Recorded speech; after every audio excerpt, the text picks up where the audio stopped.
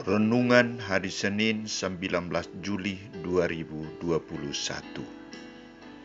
Tidak ada tanda lain selain tanda Nabi Yunus. Bacaan pertama diambil dari kitab Keluaran bab 14 ayat 5-18 dan bacaan Injil dari Injil Matius bab 12 ayat 38-42.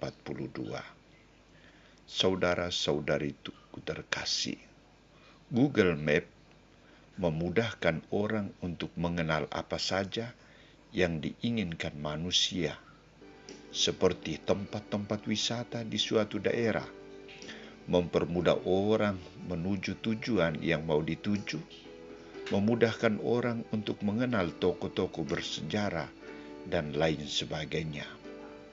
Ketika orang mengalami kesulitan, Google Map harus hadir untuk memberikan jawaban. Saudara-saudariku terkasih, tokoh-tokoh Israel, orang-orang Yahudi dan ahli-ahli Taurat, kelihatannya belum puas dengan semua peristiwa, pengajaran yang mengagumkan, mujizat-mujizat besar yang dikerjakan oleh Yesus. Banyak pembaharuan yang dilakukan oleh Yesus. Orang sakit disembuhkan, orang mati dibangkitkan, orang yang kerasukan setan disembuhkan, mujizat pergandaan roti dan lain sebagainya. Apakah semua peristiwa itu tidak menjadi tanda bahwa Dia adalah Mesias utusan Allah, yang memiliki kuasa melebihi manusia biasa?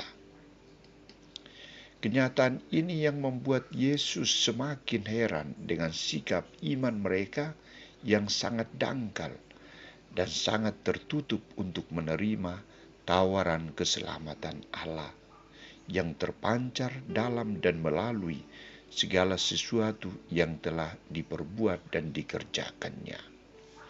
Maka ketika mereka mengajukan sebuah tanda baru, Yesus bersikeras menantang mereka dengan berkata, "Angkatan yang jahat dan tidak setia ini menuntut suatu tanda, tetapi kepada mereka tidak akan diberikan tanda selain tanda Nabi Yunus."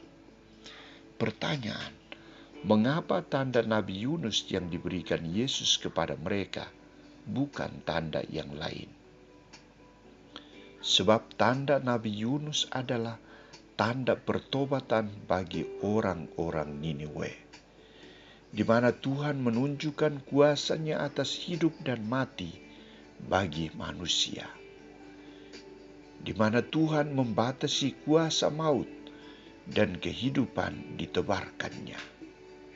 Karena itu Yesus tegas mengatakan, "Sebab seperti Yunus tinggal di dalam perut ikan selama 3 hari 3 malam, demikian juga Anak Manusia akan tinggal di dalam rahim bumi 3 hari 3 malam."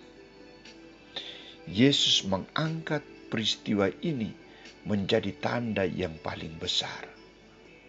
Inilah tanda yang sangat mengesankan Yesus sebagai Mesias.